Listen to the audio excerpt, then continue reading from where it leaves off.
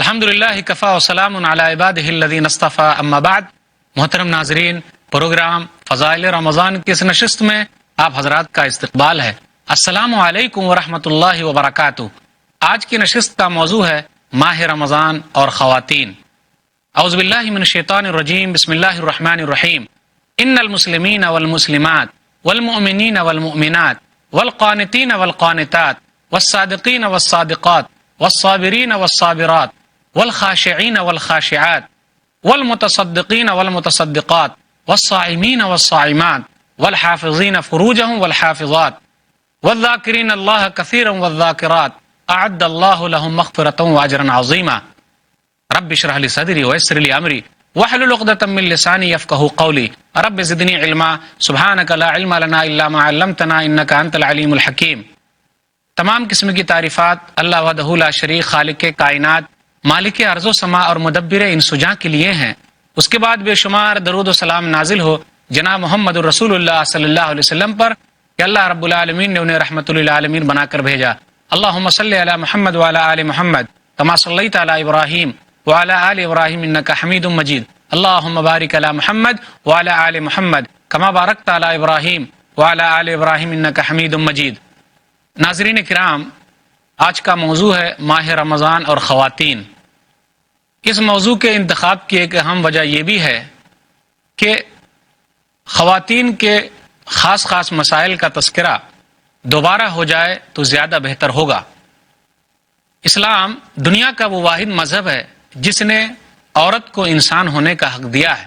اللہ تعالیٰ نے مرد اور عورت کو الگ الگ بنایا ہے، وہ اس لیے تاکہ وہ ایک دوسرے سے پہچانے جائیں۔ جو بھی نیک عمل کرے گا، چاہے وہ مرد ہو یا عورت، اللہ تعالیٰ اس کو پورا کا پورا بدلہ دینے والا ہے۔ اللہ نے کہا سورہ نحل سورہ نمبر 16 آیت نمبر 97، من عمل صالحا من ذکر او انثى وهو مؤمن فلنحيينه حیاتا طیبہ ولنجزینهم اجرهم باحسن ما كانوا يعملون۔ جو کوئی بھی نیک عمل کرے گا، چاہے وہ مرد ہو یا عورت، ہم اس کے لیے دنیا میں بہترین زندگی دیں گے اور ان کے عمل کا ہم بہترین بدلہ دینے والے ہیں۔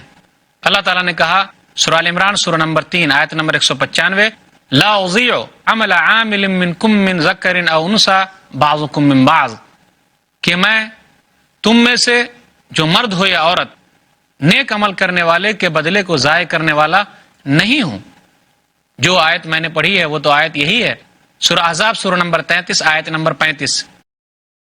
اس میں اللہ تعالیٰ نے جس طریقے سے مسلمان مردوں کا تذکرہ کیا ہے، اسی طریقے سے مسلمان عورتوں کا بھی تذکرہ کیا ہے۔ میرے علم کے اعتبار سے اگر اس آیت پر زیادہ عمل کسی مہینے میں ہو سکتا ہے تو وہ مہینہ رمضان کا ہے، کہ مسلمان مومن ہی روزہ رکھتے ہیں، فرما بردار لوگ ہی روزہ رکھتے ہیں۔ اسی آیت کے اندر یہ بھی لکھا ہوا ہے کہ سچے لوگ ہیں، روزہ رکھنے کے بعد کوئی آدمی جھوٹ نہیں بولتا۔ کسی آیت میں وہ بھی ہے صبر کرنے والے، تو رمضان صبر کا مادہ سکھاتا ہے۔ اسی آیت میں روزہ رکھنے والے، چاہے وہ مرد ہو یا عورت، رمضان کا مہینہ مناسب ہے۔ فرض روزہ تو وہی ہے۔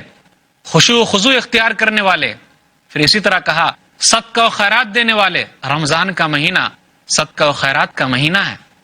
اللہ کو یاد کرنے والے، بہت زیادہ یاد کرنے والے، چاہے وہ مرد ہو یا عورت، رمضان کے مہینے سے بہتر میرے حساب سے اس آیت پر عمل اور کسی مہینے میں نہیں ہو سکتا ہے، لیکن اس مہینے میں زیادہ لوگ نیکیاں کرتے ہیں اور ایک دوسرے کو دیکھ کر لوگ آگے بڑھنا چاہتے ہیں۔ تو ماہ رمضان اور خواتین، اس کے تعلق سے چند باتیں یاد دہانی کے طور پر مجھے رکھنی ہیں، اور بھی بہت سارے مسائل میں پہلے بیان کر چکا ہوں۔ خواتین کے لیے ہے کہ وہ جوش و خروش کے ساتھ رمضان کا استقبال کریں، مرد کے لیے بھی ہے، دعاؤں کے اہتمام کے ساتھ رمضان کا استقبال کریں، اپنی غلطیوں سے توبہ استغفار کر کے رمضان کا استقبال کریں۔ رمضان سے پہلے ہی یا شروع رمضان ہی میں سحری اور افطاری کے خاص چیزوں کا انتظام کر لیا جائے، کپڑے وغیرہ پہلے ہی بنا لیے جائیں، کیونکہ رمضان کا مہینہ عبادتوں کا مہینہ ہے۔ مگر دیکھنے میں یہ آتا ہے کہ اکثر خواتین آخری عشرے میں زیادہ نظر آتی ہیں. وہ اپنے سرپرست کو لے کر کپڑے وغیرہ خریدنے میں بازاروں میں زیادہ نظر آتی ہیں. اگر رمضان سے پہلے یہ تمام کام کر لیے جائیں تو اچھا ہوگا. اور یاد رکھیے رمضان کے مہینے میں آخری عشرہ عبادتوں کے اعتبار سے بہترین عشرہ ہے، بہترین 10 دن ہے. لیکن افسوس کی بات یہ ہے کہ ان 10 دنوں میں ہم لوگ زیادہ گھومتے ہیں، ادھر ادھر جاتے ہیں اور عید کی تیاری میں لگے رہتے ہیں. ایسا بالکل نہیں ہونا چاہیے. یا بالکل ہم ٹھنڈے پڑ جاتے ہیں، ایسا نہیں. نبی صلی اللہ علیہ وسلم آخری 10 دنوں میں زیادہ عبادت کرتے تھے. آپ صلی اللہ علیہ وسلم کی بیویاں بھی زیادہ عبادتیں کرتی تھی. خواتین کے لیے ہے کہ وہ افطاری یا سحری کا جو انتظام کر رہی ہیں وہ یہ سوچے کہ یہ کام ثواب کا کام ہے اور انہیں ثواب ملنے والا ہے. اگر وہ حدیث میں پڑھوں تو یہ ان لوگوں کے لیے بھی بہتر ہے اور اچھا ہو سکتا ہے، اور یہ دلیل ان لوگوں کے لیے بھی ہو سکتی ہے کیونکہ یہ لوگ روزہ داروں کے لیے افطاری کا انتظام کرتی ہیں. سنن ترمذی کتاب الصوم کتاب نمبر 6 حدیث نمبر 807. من فطر صائما کان له مثل اجرہ غیر انہ لا ينقص من اجر الصائم شیئا. جس نے کسی روزے دار کو افطار کرایا تو اسے بھی بدلہ ملے گا، اور جو روزہ افطار کرے گا اسے بھی بدلہ ملے گا. کسی کے بدلے میں کچھ بھی کمی نہیں ہوگی. خواتین کے لیے ہے کہ وہ اپنا وقت زیادہ تر سحری اور افطاری بنانے میں نہ لگائیں. قابل مبارکباد ہیں وہ خواتین جو سحری اور افطاری کا انتظام کرتی ہیں، لیکن ان کے لیے مناسب ہے اور ضروری ہے کہ وہ اپنا کچھ وقت نکال کر ذکر و اذکار تلاوت قرآن میں لگائیں. بہت ساری خواتین تو ایسی ہیں کہ جب حیض کے ایام سے وہ گزرتی ہیں تو وہ اپنے آپ کو یہ سمجھ لیتی ہیں کہ رمضان کے مہینے میں اب کچھ نیکی نہیں ہو سکتی. ایسا بالکل نہیں ہونا چاہیے. اسی طرح جو خواتین نفاس کے دور سے گزرتی ہیں، بچے کی ولادت کے بعد اس مرحلے سے جو رہتی ہیں، تو وہ بھی رمضان کے مہینے میں اور دوسرے طریقے سے عبادات نہیں کر سکتی. تو ان کے لیے ہے نیکیاں تو جمع کرے. اگر وہ نماز نہیں پڑھ سکتی، روزے نہیں رکھ سکتی کیونکہ یہ حکم نہیں ہے، تو وہ کم سے کم صدقہ و خیرات تو کر سکتی ہیں، اللہ کا ذکر کر سکتی ہیں، چھوٹی موٹی دعائیں تو یاد کر سکتی ہیں، اللہ اکبر سبحان اللہ والحمدللہ اس کا ورد تو کر سکتی ہیں، استغفر اللہ لا حول ولا قوت الا باللہ. چھوٹے چھوٹے ذکر و اذکار کرنے میں کوئی حرج کی بات نہیں ہے. اسی طرح سبحان اللہ و بحمدہ سبحان اللہ العظیم، ان اذکار کا ورد کرنا کوئی حرج کی بات نہیں ہے.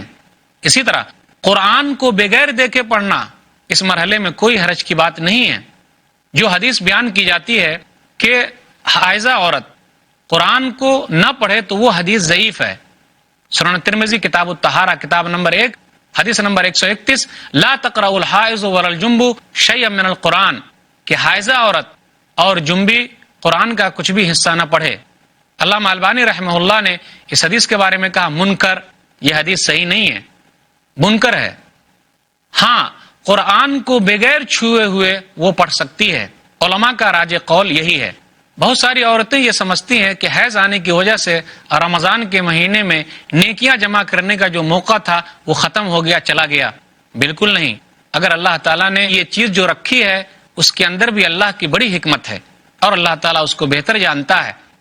نبی صلی اللہ علیہ وسلم نے ایک حدیث میں ارشاد فرمایا، صحیح بخاری کتاب الحیض کتاب نمبر 6 حدیث نمبر 305 فَإِنَّ ذَلِكَ شَيْءٌ كَتَبَهُ اللَّهُ عَلَى بَنَاتِ آدم، کہ یہ چیز ایسی ہے کہ اللہ تعالیٰ نے آدم کی بیٹیوں پر لکھ دیا ہے.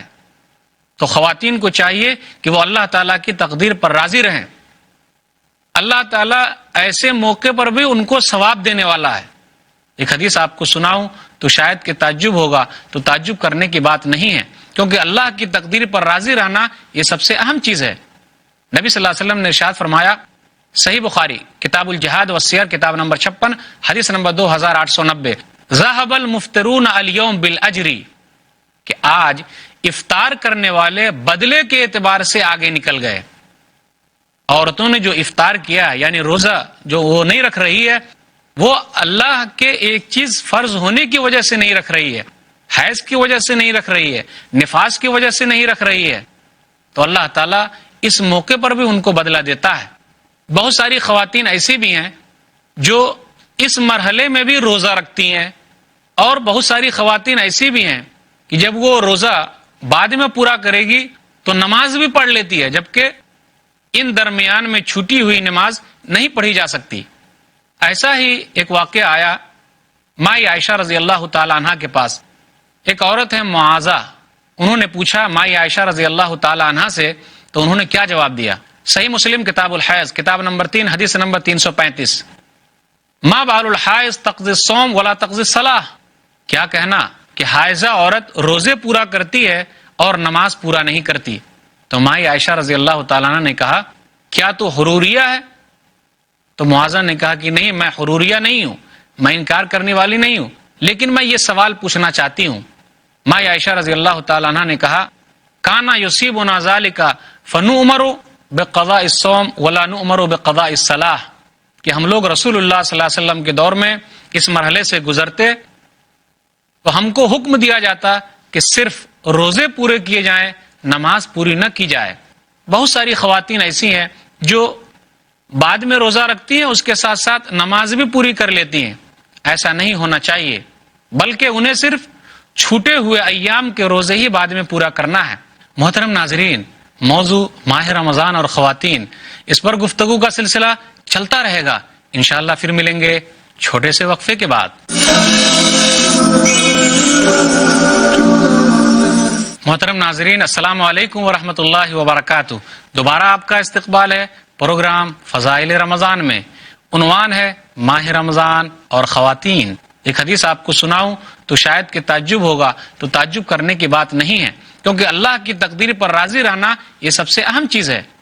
نبی صلی اللہ علیہ وسلم نے ارشاد فرمایا، صحیح بخاری کتاب الجہاد والسیر کتاب نمبر 56 حدیث نمبر 2890، ذهب المفطرون اليوم بالاجر، کہ آج افطار کرنے والے بدلے کے اعتبار سے آگے نکل گئے۔ عورتوں نے جو افطار کیا یعنی روزہ جو وہ نہیں رکھ رہی ہے، وہ اللہ کے ایک چیز فرض ہونے کی وجہ سے نہیں رکھ رہی ہے، حیض کی وجہ سے نہیں رکھ رہی ہے، نفاس کی وجہ سے نہیں رکھ رہی ہے، تو اللہ تعالیٰ اس موقع پر بھی ان کو بدلہ دیتا ہے۔ سوال یہ پیدا ہوتا ہے، بہت ساری خواتین ایسی بھی ہیں جو اس مرحلے میں بھی روزہ رکھتی ہیں، اور بہت ساری خواتین ایسی بھی ہیں کہ جب وہ روزہ بعد میں پورا کرے گی تو نماز بھی پڑھ لیتی ہے، جبکہ ان درمیان میں چھوٹی ہوئی نماز نہیں پڑھی جا سکتی۔ ایسا ہی ایک واقعہ آیا مائی عائشہ رضی اللہ تعالی عنہ کے پاس۔ ایک عورت ہے معاذہ، انہوں نے پوچھا مائی عائشہ رضی اللہ تعالی عنہ سے، تو انہوں نے کیا جواب دیا؟ صحیح مسلم کتاب الحیض کتاب نمبر 3 حدیث نمبر 335، ما بال الحائض تقضی الصوم ولا تقضی الصلاۃ، کیا کہنا کہ حائضہ عورت روزے پورا کرتی ہے اور نماز پورا نہیں کرتی؟ تو مائی عائشہ رضی اللہ تعالیٰ عنہ نے کہا کیا تو حروریہ ہے؟ تو معاذہ نے کہا کہ نہیں، میں حروریہ نہیں ہوں، میں انکار کرنے والی نہیں ہوں، لیکن میں یہ سوال پوچھنا چاہتی ہوں۔ مائی عائشہ رضی اللہ تعالیٰ عنہ نے کہا کانا یصیبنا ذالک فنؤمر بقضاء الصوم ولا نؤمر بقضاء الصلاۃ، کہ ہم لوگ رسول اللہ صلی اللہ علیہ وسلم کے دور میں اس مرحلے سے گزرتے تو ہم کو حکم دیا جاتا کہ صرف روزے پورے کیے جائیں، نماز پوری نہ کی جائے۔ بہت ساری خواتین ایسی ہیں جو بعد میں روزہ رکھتی ہیں، اس کے ساتھ ساتھ نماز بھی پوری کر لیتی ہیں۔ ایسا نہیں ہونا چاہیے، بلکہ انہیں صرف چھوٹے ہوئے ایام کے روزے ہی بعد میں پورا کرنا ہے۔ اسی طرح بہت ساری عورتیں ایسی بھی ہیں جو استحاضہ کی شکار ہوتی ہیں۔ حیض کے خون کے بعد جتنی مدت ہے اس کے بعد بھی ان کو اگر خون آتا ہے تو وہ بیمار کہلائیں گی۔ اسی طرح 40 دن کے بعد بچے کی ولادت کے بعد بھی اگر خون آتا ہے تو وہ بھی بیمار کہلائیں گی۔ یہ حدیث ان لوگوں کے لیے بھی دلیل ہے جو میں ابھی پڑھنے جا رہا ہوں، جس کو ہوا خارج ہونے کی شکایت ہے، یعنی وہ وضو بناتے ہیں فوراً ہوا خارج ہو جاتی ہے، تو کیسے نماز پڑھیں گے؟ پھر اسی طرح یا کچھ لوگ ایسے بھی ہیں جن کو پیشاب کے قطرے گرنے کی شکایت ہے، تو وہ لوگ نماز کیسے پڑھیں گے؟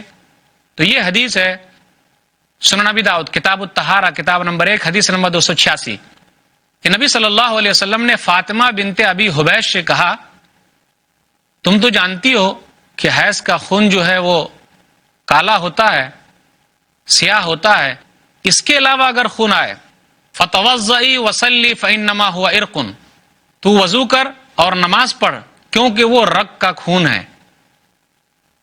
تو یہ بیماری کی وجہ سے ان کو ایسا ہو رہا ہے. تو جو لوگ بھی پیشاب کے قطرے کی بیماری میں مبتلا ہیں، یا جو لوگ ہوا خارج بار بار ہو جانے کے بیماری میں مبتلا ہیں، یا جو عورتیں استحاضہ کی بیماری میں مبتلا ہیں، تو یہ حدیث دلیل ہے ان لوگوں کے لیے کہ وہ چیز بیماری کہلائے گی، اور اتنے وقت کے بعد ان کو وضو کر کے نماز پڑھنا ہے. تو جن کو ہوا خارج ہو جاتی ہے آخری مرحلے میں وہ وضو کرے، اس کے بعد نماز پڑھے. یا اسی طرح جن کو پیشاب کے قطرے گرنے کی بیماری ہے آخری مرحلے میں وضو کرے، اس کے بعد نماز پڑھے. تو عورتوں کو چاہیے کہ یہ سب مسئلے مسائل اچھی طریقے سے یاد رکھیں تاکہ ان کو رمضان کے مہینے سے فائدہ اٹھانے میں کسی طرح کی کوئی تکلیف نہ ہو. جتنے روزے چھوٹ جائیں وہ روزے صرف پورے کرنے ہیں، نماز پوری کرنی نہیں ہے. ماں عائشہ رضی اللہ تعالیٰ عنہ کہتی ہیں، صحیح بخاری کتاب الصوم کتاب نمبر 30 باب نمبر 40، متى يقضى قضاء رمضان، حدیث نمبر 1950، كان يكون علي الصوم من رمضان فما استطيع ان اقضيه الا في شعبان، کہ ہمارے اوپر رمضان کے روزے ہوتے تھے، یعنی جو روزے حیض کی وجہ سے چھوٹ جاتے تھے یہ باقی رہتے تھے تو ہم لوگ شعبان کے مہینے میں پورا کر لیتے تھے.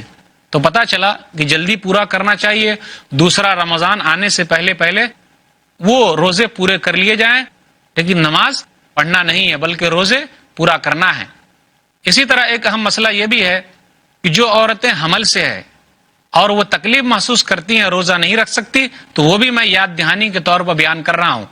اسی طرح وہ عورتیں جو اپنے بچے کو دودھ پلا رہی ہے لیکن وہ تکلیف محسوس کرتی ہے، تو اللہ تعالیٰ نے ان کے لیے بھی گنجائش رکھی ہے کہ وہ روزہ توڑ دے لیکن بعد میں روزہ پورا کر لے. نبی صلی اللہ علیہ وسلم نے ارشاد فرمایا، سننا صحیح کتاب الصیام کتاب نمبر 22 حدیث نمبر 2317، ان اللہ عز وجل عن المسافر الصوم وشطر الصلاۃ وعن الحبل والمرض، کہ اللہ تعالیٰ نے مسافر سے آدھی نماز اور روزے کو کم کر دیا ہے، اور اسی طریقے سے حاملہ عورت اور دودھ پلانے والی عورت سے اللہ تعالیٰ نے اس بوجھ کو کم کر دیا ہے، لیکن وہ عورتیں بعد میں اس کو پورا کر لیں. بہت ساری عورتیں ایسی بھی ہوتی ہے جن کو رمضان سے پہلے ہی 2-3 سال تک لگاتار اگر بچے پیدا ہو جا رہے ہیں تو ان کے لیے گنجائش ہے، جیسا کہ سنن القبریٰ بہقی کے اندر ہے جلد نمبر 4 صفحہ نمبر 230، عبداللہ بن عباس رضی اللہ تعالیٰ عنہ کا قول ہے کہ اگر والحامل والمرض اذا خافتا افطرتا اطعمتا مکان کل یوم مسکینہ، کہ حاملہ عورت اور دودھ پلانے والی عورت خوف محسوس کرتی ہیں، ڈر محسوس کرتی ہیں، تو وہ روزہ توڑ دیں اور اس کے بدلے ایک مسکین کو کھانا کھلا دے. تو اللہ تعالیٰ نے یہ گنجائش رکھی ہے. اسی طرح وہ بوڑھی عورت جو روزے نہیں رکھ سکتی تو وہ ایک مسکین کو کھانا کھلائے، نصف سا 1.25 کلو ہوتا ہے، وہ صبح سحری کا انتظام کر دے اور افطاری کا اس کے لیے انتظام کر دے. عبداللہ بن عباس رضی اللہ تعالیٰ عنہ نے کہا، مستدرک حاکم کتاب الصوم کتاب نمبر 15 حدیث نمبر 1607، رخص للشیخ الکبیر ان یفطر ویطعم عن کل یوم مسکینہ، کہ بوڑھے آدمی کے لیے گنجائش ہے، رخصت ہے کہ وہ بغیر روزے سے رہے اور ہر دن کے بدلے ایک مسکین کو کھانا کھلا دے. ان کا قول بھی ہے جو سورہ بقرہ سورہ نمبر 2 آیت نمبر 184 ہے، یطیقونہ، وہ کہتے ہیں یتجشمونہ، کہ جو لوگ تنگی محسوس کرتے ہیں، تکلیف محسوس کرتے ہیں اپنے بڑھاپے کی وجہ سے، تو ایسے لوگوں کے لیے رخصت ہے. عورتوں کے لیے ہے، خواتین کے لیے کہ رمضان کے مہینے سے وہ بھرپور فائدہ اٹھائیں، وہ اپنے بچوں کو اور دوسرے لوگوں کو یہ سمجھائیں کہ یہ کھانا پینا اہم نہیں ہے، بلکہ اس مہینے کے اندر تو ہمیں نیکیاں جمع کرنی ہیں، صدقہ و خیرات کرنے میں بھی آگے رہیں. میں ایک حدیث یاد دلانا چاہتا ہوں کہ یہ مہینہ عمرہ کا مہینہ ہے. نبی صلی اللہ علیہ وسلم نے ایک عورت ہی سے کہا تھا کہ جا کر عمرہ کر لینا اور اس عمرے کا ثواب حج کے برابر ملے گا. تو خواتین کے لیے بہترین موقع ہے کہ اگر اللہ تعالیٰ نے پیسے دیے ہیں تو ضرور اس مہینے میں عمرہ کریں. صحیح مسلم کتاب الحج کتاب نمبر 15 باب نمبر 36 حدیث نمبر 1256، فَإِذَا جَاءَ رَمَضَانُ فَاعْتَمِرِي فَإِنَّ عُمْرَةً فِيهِ تَعْدِلُ حَجَّةً، جب رمضان کا مہینہ آئے تو عمرہ کر لینا، کیونکہ رمضان کے مہینے میں عمرہ کرنے کا ثواب حج کے برابر ہے۔ عبداللہ بن عباس رضی اللہ تعالیٰ عنہ کہتے ہیں کہ نبی صلی اللہ علیہ وسلم نے ایک عورت سے یہی کہا تھا، عورتوں کے لیے ہے کہ وہ صدقہ و خیرات کرنے میں بھی آگے بڑھیں، کیونکہ یہ مہینہ صدقہ و خیرات کا مہینہ ہے۔ امہات المومنین صدقہ و خیرات کرنے میں آگے تھی۔ نبی صلی اللہ علیہ وسلم نے ارشاد فرمایا، صحیح بخاری کتاب الزکاة کتاب نمبر 24 حدیث نمبر 1420، کیا کہا نبی صلی اللہ علیہ وسلم نے؟ جب نبی صلی اللہ علیہ وسلم سے پوچھا گیا کہ آپ سے سب سے پہلی ملاقات کس بیوی سے ہوگی، تو نبی صلی اللہ علیہ وسلم نے کہا اطولکن یدن، اس بیوی سے ہوگی جس کے ہاتھ لمبے ہیں۔ تو لوگوں نے نبی صلی اللہ علیہ وسلم کی بیویوں کے ہاتھ ناپنے لگے۔ ام المومنین سودا رضی اللہ تعالی عنہا کے ہاتھ لمبے تھے۔ ہاتھ لمبے ہونے کا مطلب کیا؟ وکانت تحب الصدقہ، کہ وہ صدقہ و خیرات کو بہت پسند کرتی تھیں۔ عورتیں صدقہ و خیرات میں آگے تھیں، صحابیات بھی آگے تھیں۔ عبداللہ بن عباس رضی اللہ تعالیٰ عنہ نے کہا، صحیح بخاری کتاب الزکاة کتاب نمبر 24 حدیث نمبر 1431، کہ نبی صلی اللہ علیہ وسلم عید کے دن نکلے، آپ نے نماز پڑھائی، اس کے بعد آپ عورتوں کے پاس گئے، بلال رضی اللہ تعالیٰ عنہ آپ کے ساتھ ہیں، آپ نے نصیحت کی اور آپ نے صدقہ و خیرات پر ابھارا، تو وہ عورتیں اپنے کنگن اور کان کی بالیاں تک نکال کر آپ کو دینے لگی، تو عورتیں بھی صدقہ و خیرات میں آگے تھیں۔ اسی طرح اگر تراویح کا انتظام کیا گیا ہے تو عورتوں کو چاہیے کہ اس میں بھی جائے۔ نبی صلی اللہ علیہ وسلم اپنی بیویوں کو جمع کیا اور ایک ساتھ آپ نے تراویح پڑھائی۔ سنن ابی داؤد کتاب شہر رمضان کتاب نمبر 6 حدیث نمبر 1375، جمع اہلہ ونساءہ والناس فقام بنا حتی خشینا ان یفوتنا الفلاح، کہ ابو ذر نے کہا کہ رسول اللہ صلی اللہ علیہ وسلم نے اپنے گھر والوں کو اور اپنی بیویوں کو اور لوگوں کو جمع کیا، پھر اس کے بعد آپ نے نماز پڑھائی۔ ہمیں ڈر لگنے لگا کہیں ایسا نہ ہو کہ فلاح یعنی سحری کا وقت ختم ہو جائے۔ اگر عورتوں کے لیے مسجد میں اعتکاف کا انتظام ہے تو وہاں بھی وہ جائے، اعتکاف کرے۔ نبی صلی اللہ علیہ وسلم کی بیویوں نے اعتکاف کیا ہے۔ صحیح بخاری کتاب الاعتکاف کتاب نمبر 33 حدیث نمبر 2026۔ اسی طرح عورتوں کو چاہیے کہ ان کو عیدگاہ لے جایا جائے تاکہ وہ مسلمانوں کی دعاؤں میں شریک رہیں، وہ عورتیں بھی جو عورت حیض سے ہیں۔ صحیح بخاری کتاب الیدین کتاب نمبر 13 حدیث نمبر 980۔ اسی طرح عورتوں کو چاہیے کہ وہ اپنی طرف سے صدقہ فطر بھی ادا کرے۔ صحیح بخاری کتاب الزکاة کتاب نمبر 24 حدیث نمبر 1503۔ تو یہ چند مسائل تھے اور مسائل کا تذکرہ پہلے ہو چکا ہے، تو یہ چند باتیں تھی۔ اللہ تعالیٰ سے دعا ہے کہ اللہ تعالیٰ ان باتوں پر خواتین کو عمل کرنے کی توفیق دے۔ آمین وآخر دعوانا الحمدللہ رب العالمین وصلی اللہ علی نبینا محمد وآلہ وصحبہ اجمعین۔ والسلام علیکم ورحمۃ اللہ وبرکاتہ۔